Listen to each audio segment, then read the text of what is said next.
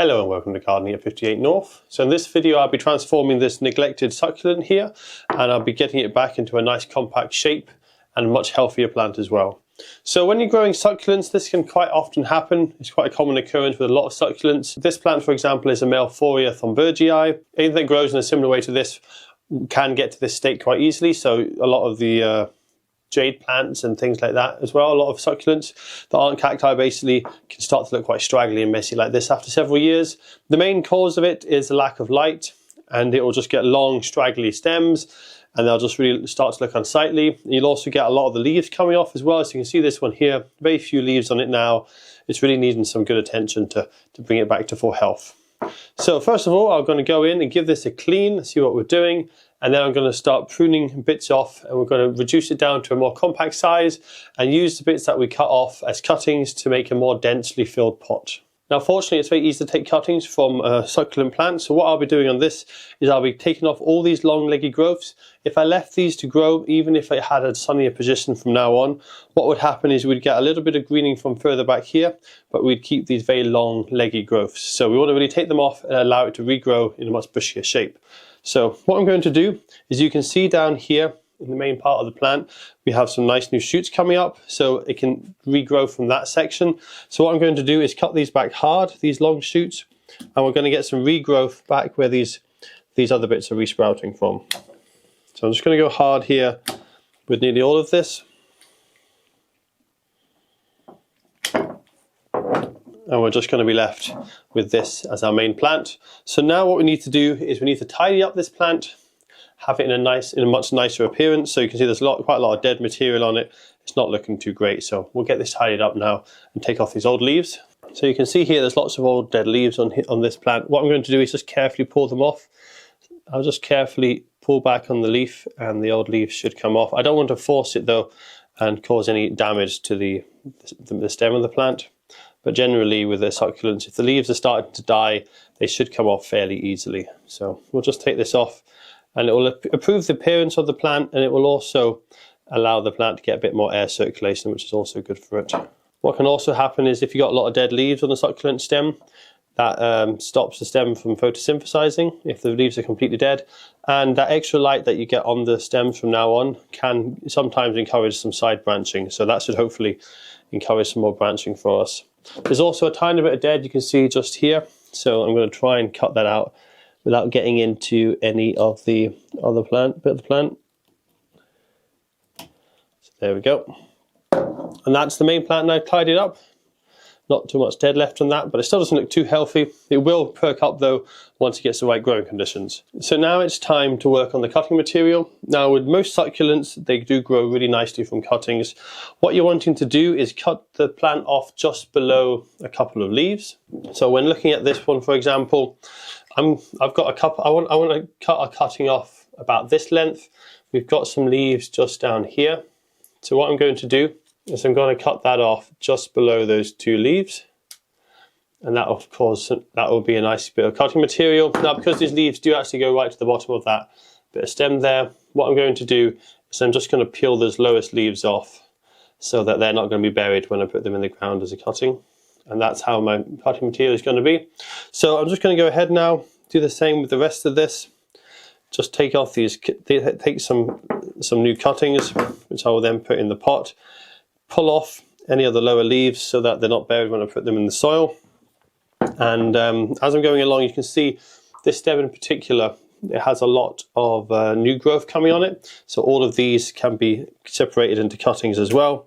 Now you can also do it with bare empty stems without any growth coming on the plant, but you're much less likely for it to take and be successful. The reason being, when it comes to succulents, most of their energy is stored in their leaves. So if they've got any leaves left on the stem, there's going to be a lot of energy and storage for the plant to make new roots from and a new plant from. Whereas if it's just a bare stem and the stem is a particularly thin succulent stem, it's less likely to take.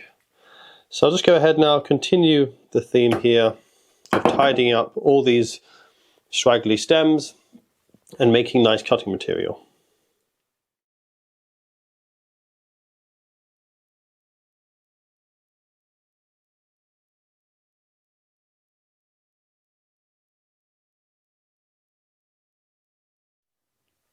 So it's now time for me to pot up these cuttings into a new pot. So the mix I'm using here is about 2/3 perlite, 1/3 multi-purpose compost.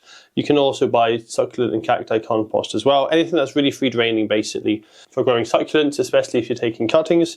So the best thing to do is to leave these to dry for 2 or 3 days because they've had damage to their stems. If you planted them straight away, there's a small chance that they could rot off. So once they've dried out, you can then just poke them in the soil. What I'm going to be doing is putting them a couple of centimeters deep, the stems anyway completely buried, and then just having the green parts above the top. And what I'm looking for here is I'm just looking for a really dense collection of plants. So I'm going to put them quite closely together. I'm just going to put them into the soil like that. Now the good thing with succulents, as I say, is they do take very easily from cuttings and they do grow new roots very quickly. So you'll have a very high success rate with this. So at this stage you can use this to make new plants, or you can just put them into the existing plant pot. So if this plant pot was bigger, for example, what I could have done is just popped a lot of the cuttings in here just to make it look a bit fuller and a bit less empty. But this one's quite a small pot, so there's no need for me to do that here. So what I'll be doing is I'll just be putting them in here. Now I could make, as I say, lots of new plants, but what I'm going for in this video is just more of like a really dense appearance. So I'm going to put these in much closer together than I would normally.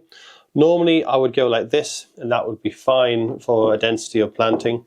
But as I say, I'm going for a really dense cover of plants just to make a real difference to how it looked at the beginning. So I'm just going to plant this really densely and absolutely cram it full of these cuttings. So that's them both planted up now. As you can see, this one is going to be a nice dense covering of plants. This one here, what I've done is I've cut it back hard. That will encourage lots of the lower down shoots to start to regrow. And I've also put in a couple of small cuttings at the bottom, although that wasn't necessarily in this case because this plant's really quite small in a small pot. But what's going to happen with this is it's going to bush up nicely with that pruning. And what I could have done is I could have even cut this one off as well and just have it really bushy from the base. So that's all for this part of the video. What I'll be doing now is putting these underneath a time-lapse video camera so you can see what's happening as they start to take root and they start to grow. What should happen is they should dry out slightly at first because they haven't got their roots anymore, so the cuttings are going to dry out a little bit. This one on the left, well, this will actually start to plump up because I'll be watering that one and it's still got its root system. So the cuttings will dry out slightly. Once they start putting their roots out and the roots get established, the leaves will plump up. Then a few weeks after the leaves plump up, you'll start to get some new growth on the top half and new stems and new leaves will start to grow. And I'll be putting them in a much higher light environment as well because previously they were in a low light environment. That's why they got really leggy in the first place. So to avoid that from happening again, what I need to do is make sure that these are in a high light environment. So a nice sunny windowsill, somewhere like that. So that's all for this part of the video. I'll see you at the very end of the video and we'll see how much these have grown and what kind of a difference it is between the original plant when it was really leggy and what it's going to look like in a few months' time when it's nice and bushy again and a much healthier looking plant.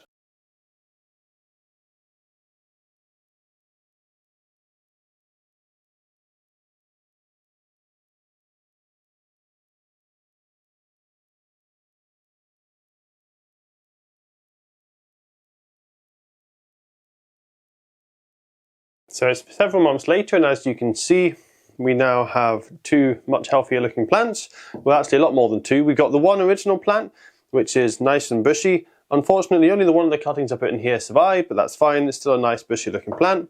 Then we also have this pot full of all the cuttings that I took. You can see that the new growth is much stockier than the previous growth.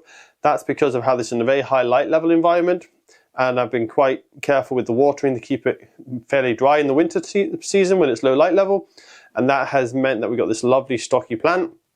Now I could encourage further branching, so there is some natural branching starting to appear from lower down, but some of these longer stems are growing without any more branching. So what I could do with this, if I wanted to, is I could just get secateurs, I could just cut them in half, and that would encourage further branching from lower down. But I'm quite happy with how that looks. So that's all for this video. Hope you guys found it interesting. I just wanted to show you how you can transform a really leggy succulent into a much stockier one and how to keep it stocky as well. So it's been about a year since that first part of the video, so that's just to give you an indication of how it stayed nice and compact for that long.